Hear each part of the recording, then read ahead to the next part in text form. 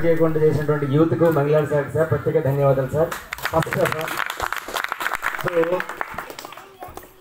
First time ప్రత్యేక especially బాగా చెప్పాల్సింది ఏంటంటే సార్, వేరే ఎక్కడో ప్లేస్ కోరుకుంటున్న తరుణంలో ఎలా వచ్చాడో తెలియదు, ఎలా పరిచయాడో తెలియదు.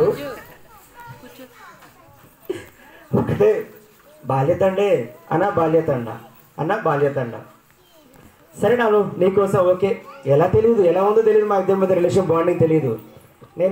నాను ఫస్ట్ పరిచయం కాగానే అందరు జనరల్గా నాను అని పేర్లు పెట్టుకుంటారు. నేను భాయ్ అని భాయ్ అని ఉంటుంది నా ఫోన్లో. ఏ రోజైతే భాయ్ అని ఉందో భాయ్ కంటే ఎక్కువ ఫస్ట్ స్టెప్ ఇది.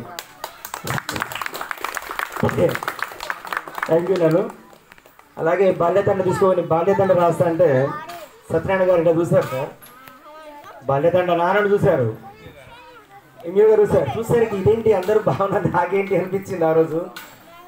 బాల్యతండ అంటే భయపడాలా, భయం అని చెప్పేసి టాక్ ఉంది. కానీ ఇక్కడికి వచ్చాక బాల్యతండ అంటే ఒక భరోసా, బాల్యతండ అంటే ఒక బాధ్యత, బాల్యతండ అంటే ఒక భవిష్యత్తు. ఏ రోజు అడుగు పెట్టానో ఆ రోజు అనుకున్నాను నమ్మకంతో ఇచ్చావు ఈ ప్లేస్ని, అదే రకంగా ఉండాలని అనుకున్నాను. యద్భావం తద్భవతి అంటారు. యద్భావం తద్భవతి అంటే మనం ఎదుటి వ్యక్తిని ఏ రకంగా చూస్తే వాడు అదే రకంగా కనబడతాడు. నువ్వు మంచిగా చూస్తే వాడు మంచిగా కనబడతాడు, నువ్వు చెడుగా చూస్తే చెడుగానే కనబడతాడు.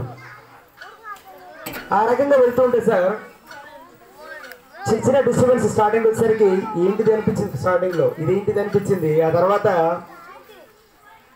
ఏదైతే మనము ఎక్స్పెక్ట్ చేసింది రాకుండా వేరేది వచ్చిన తర్వాత ఆ ఏదైతే నెగిటివ్ నుంచి పాజిటివ్ వస్తుందో ఆ ప్రేమ కోట్లు ఇచ్చిన పోదండి, అది కోట్లు వచ్చిన పోదు గుండె